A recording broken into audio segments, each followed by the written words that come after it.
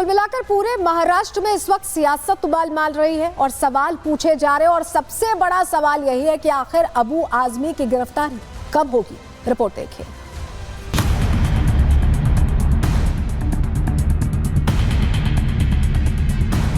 औरंगजेब रहमतुल्लाह अलैह जो हैं उन्होंने मंदिर तोड़ी तो मस्जिद भी तोड़ी है उन्होंने। अबू हासिम का कोई ऐसा बयान नहीं रहा है जिसकी निंदा की जाए। इन सब के अंदर औरंगजेब की आत्मा घुस गई है। समाजवादी पार्टी के नेता अबू आजमी का औरंगजेब प्रेम ऐसा जागा कि पूरे महाराष्ट्र में सियासत उबाल मारने लगी। आजमी ने औरंगजेब को महान करार दिया तो गिरफ्तारी की मांग तेज हो गई। खुद डिप्टी सीएम एकनाथ शिंदे ने आजमी को देशद्रोही बता दिया। थानों में केस दर्ज हो गए। महाराष्ट्र की महायुति सरकार सदन से लेकर सड़क तक विरोध करने लगी। विधानसभा के बाहर बीजेपी और शिवसेना के विधायकों ने प्रदर्शन करते हुए अबू आजमी की फोटो पर कालिक पोत दी। जिस भूमि में आप रहते हो उस देवता का अपमान करना, औरंगजेब की भलामण करना, औरंगजेब की तारीफ करना कि वो एक एबल एडमिनिस्ट्रेटर था, क्या इनका दिमाग ठिकाने पर है? इन पर देशद्रोह का गुनाह दाखिल होना चाहिए और शिवसेना की ये मांग है कि अबू आसिम आजमी को इस सभागृह से सस्पेंड किया जाए। इतना ही नहीं, आजमी के बयान के बाद महाराष्ट्र से औरंगजेब की कब्र उखाड़ने की मांग होने लगी। विधायक रवि राणा ने बयान देते हुए कहा कि हम महाराष्ट्र सरकार से मांग करेंगे कि औरंगजेब की कोई भी निशानी महाराष्ट्र में नहीं रहनी चाहिए। इतिहास गवाह है कि धोखे के साथ, क्रूरता के साथ संभाजी महाराज को मारा गया। कई सालों तक जिस कांग्रेस ने राज किया उन्होंने औरंगजेब का नाम भी बदला नहीं। वो इस सरकार ने औरंगजेब का नाम बदल के औरंगाबाद बदल के संभाजी नगर रखा। उस संभाजी नगर के अंदर औरंगजेब की जो कब्र है वो मुझे लगता है हटाना चाहिए और संभाजी महाराज को सम्मान देना चाहिए।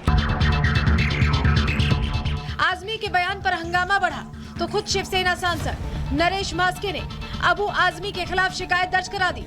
महाराष्ट्र पुलिस ने भी तुरंत एक्शन लेते हुए 3 धाराओं में केस दर्ज कर लिया, जिसके बाद अब गिरफ्तारी की मांग तेज हो गई है।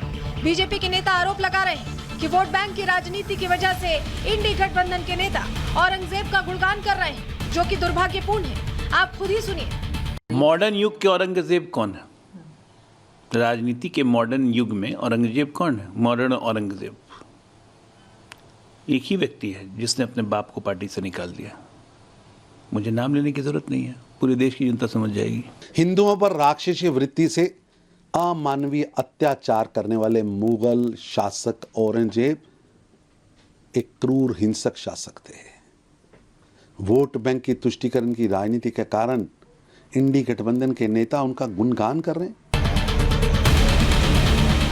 हालांकि चारों तरफ हो रही किरकिरी, बयान के बाद दर्ज हुई एफआईआर और गिरफ्तारी की मांग के बाद भी अबू आजमी का औरंगजेब प्रेम छूट नहीं रहा है।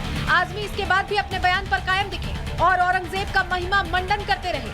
औरंगजेब रहमतुल्लाह अलैह जो हैं उन्होंने मंदिर तोड़ी तो मस्जिद भी तोड़ी है उन्होंने। गोलकुंडा की मस्जिद की जो ताना राजा थे तानाशाह, क्या नाम था उसका, उसकी मस्जिद तोड़ा उन्होंने, वहाँ पे मंदिर भी तोड़ा। अगर तो क्या वजह है उसकी पता लगाना चाहिए। लेकिन अगर वो हिंदू के खिलाफ होते तो 34% हिंदू उनके साथ नहीं रहते और उनका सिपह सालार हिंदू नहीं रहता। मेरा कहना है कि इसको हिंदू मुस्लिम एंगल से नहीं देखना चाहिए और ये सच है कि उनके राज में भारतवर्ष सोने की चिड़िया था। पूरा देश अब आजमी पर सवाल उठा रहा है। अखिलेश यादव से एक्शन की मांग कर रहा है, लेकिन समाजवादी पार्टी के सांसद अवधेश प्रसाद अलग ही राग अलाप रहे हैं। अबू आजमी की ही भाषा बोलते हुए अवधेश उनके बयान को सही ठहराने में लगे हैं। अबू आजमी हो, चाहे उनके श्री अखिलेश यादव जी हों, चाहे उनके अन्य कोई नेता हों, इन सब के अंदर क्रूर मुगल शासक जिसे कहा जाता है, औरंगजेब की आत्मा घुस गई है। इस प्रकार के बयान को यह देश सहन नहीं कर सकता। छत्रपति शिवाजी महाराज के अपमान को नहीं सहन कर सकता। अबू हासिम का कोई ऐसा बयान नहीं रहा है जिसकी निंदा की जाए।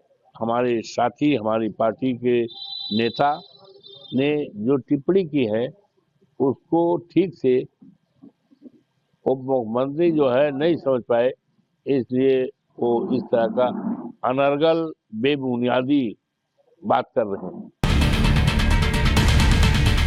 हालांकि ये तो तय है कि इस बयान के बाद आजमी की मुश्किलें और बढ़ने वाली हैं। एक तरफ विधानसभा में उनकी सदस्यता रद्द करने की मांग उठी है, तो दूसरी तरफ समाजवादी पार्टी से एक्शन लेने की मांग। लेकिन आजमी का ये औरंगजेब प्रेम वाला राग कब खत्म होगा, ये तो आने वाला समय बताएगा। Bureau report, Republic Bharat. तो ऐसा लग रहा है कि अबू आजमी की मुगलई सोच अभी भी हावी, इतना वक्त बीत जाने के बावजूद जो इस तरह का बयान दे रहे हैं, उसको लेकर सदन के अंदर आज जोरदार हंगामा हमने देखा। इस बीच बीजेपी विधायक भी प्रश्न पूछ रहे हैं, सुनिए। औरंगजेब की प्रशंसा हो ही नहीं सकती। हमने बचपन से पढ़ा औरंगजेब कितना क्रूर था, औरंगजेब ने और उसके फौज ने कितने अत्याचार किए, मंदिर तोड़े, और ये स्ट्रैटेजी रही है मुगलों की कि यहाँ के लोगों का मानसिक छल करे। और औरंगजेब के खिलाफ लड़ने वाले छत्रपति शिवाजी महाराज हो, धर्मवीर संभाजी महाराज हो, हिंदवी स्वराज के लिए लड़ने वाला हर एक मावड़ा हो, ये सबका तमाम लोगों का अपमान है। ऐसे में हमारी डिमांड ये है कि उनको सस्पेंड करो, उनके माफ़ी से भी ये विषय पूरा नहीं हो सकता। हिंदुस्तान की धरती पर छत्रपति शिवाजी महाराज, धर्मवीर संभाजी महाराज का अपमान ये हमें बर्दाश्त नहीं, और औरंगजेब को महिमा मंडित ये तो बिल्कुल भी बर्दाश्त नहीं। अबू आजमी ने घोर अपराध किया है और उसके लिए उन पर कार्रवाई होनी चाहिए, भारतीय जनता पार्टी की स्पष्ट मांग है। सदन में भी कई सम्मानित सदस्यों ने औरंगजेब की कब्र को ध्वस्त करने की मांग की है, और ये मेरा मत भी है कि ऐसी कोई भी गुलामी की निशानी का इस देश में कोई काम नहीं। तो जिसे इतिहास में अत्याचारी बताया गया, उसे सियासी हीरो बनाने को लेकर उदय सामंत जो मंत्री हैं महाराष्ट्र में, वो भी प्रश्न पूछ रहे हैं, सुनिए। निषेध करने वाला बयान था और हमारे नेता एकनाथ शिंदे साहब ने उसके ऊपर बयान दिया है कि ऐसे लोगों के ऊपर देशद्रोह का गुनाह दाखिल करना चाहिए। FIR दर्ज हो गया है, गिरफ्तारी की मांग किया जा रहा है। सर एक मिनट, जो बोला है वो करेंगे ना। अब जब इतना दबाव बना हो, हंगामा हो गया, तो देखिए सफाई भी आ गई है। पहले ट्वीट किया कि अपना स्टेटमेंट वापस लेता हूं, इस बात को लेकर ट्वीट कर रहे हैं। अब जब इतना दबाव बन गया, जब इतने प्रश्न पूछ लिए गए और मामला छत्रपति शिवाजी महाराज से जब जुड़ गया, तो ऐसा लगा कहीं महाराष्ट्र में वोट बैंक ना खिसक जाए, और यही वजह है कि ये ट्वीट तो किया ही, बयान भी दिया है, सुनिए। मैं क्या जानूं कि औरंगजेब क्या थे, कैसे थे? जो हिस्टोरियन बोलेंगे वही तो मैं जानता हूं। मैं जिंदगी में कभी सोच भी नहीं सकता हूं कि मैं छत्रपति शिवाजी महाराज हूं, या छत्रपति संभाजी महाराज हूं, या डॉक्टर भीमराव अम्बेडकर हूं, या महात्मा ज्योतिबा फुले हों, या राजश्री साहू महाराज हों। इन ऐसे लोगों के खिलाफ अपमानित बात मत करूं। इनके खिलाफ मैं बोलूं, मेरी हैसियत बोलने की कभी सोच भी नहीं सकता मैं। लेकिन अगर इसके बाद भी अगर किसी को ऐसा लगता है कि मैंने इस तरह की बातें बोली हैं और जिससे किसी को आहत हो रहा है, तो मैं अपने स्टेटमेंट को वापस लेता हूं।